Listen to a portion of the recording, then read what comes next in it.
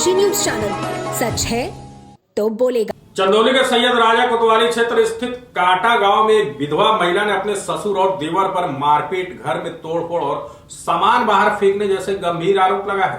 पीड़िता चंद्रकला मौर्य बुधवार को चंदौली एसपी कार्यालय पहुंची और पूरी घटना की जानकारी देते हुए न्याय की मांग की है। चंद्रकला का कहना है कि ससुराल पक्ष के लोग उसे लगातार मानसिक और शारीरिक रूप से प्रताड़ित कर रहे हैं तथा घर से निकालने का प्रयास कर रहे हैं। महिला ने बताया कि कई बार शिकायत करने के बावजूद कार्रवाई न होने से मजबूर होकर वह सीधे एसपी कार्यालय पहुंची। एसपी चंदौली ने महिला की शिकायत गंभीरता से सुनते हुए मामले की उचित जांच और आवश्यक कार्रवाई का आश्वासन दिया। उन्होंने कहा कि पीड़िता को न्याय दिलाना प्राथमिकता है और आरोपों की निष्पक्ष जाँच कराई जाएगी।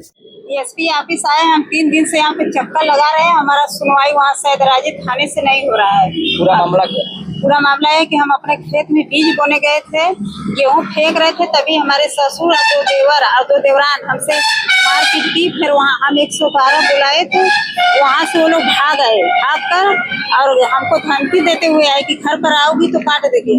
वही पर 112 आई, तब वो लोग घर पर आ गए और हमारा सारा घर तोड़ फोड़ के एकदम फेंक दिए। घर का जितना सामान है सब खत्म कर दिया। किसका विवाद है? जमीन का विवाद था।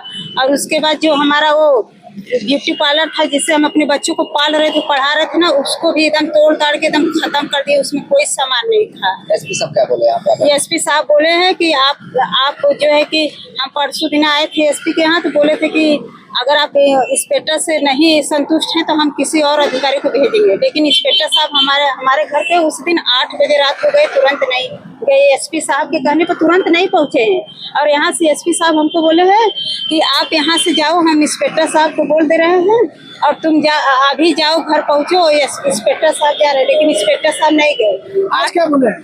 आज बोले हैं कि तुम जहाँ हो वहीं पर तुम्हारा कब्जा रहेगा और उसके बाद जाओ घर पे तुम रहो, लेकिन तुम्हारा ताला खुलवा दिया जाएगा।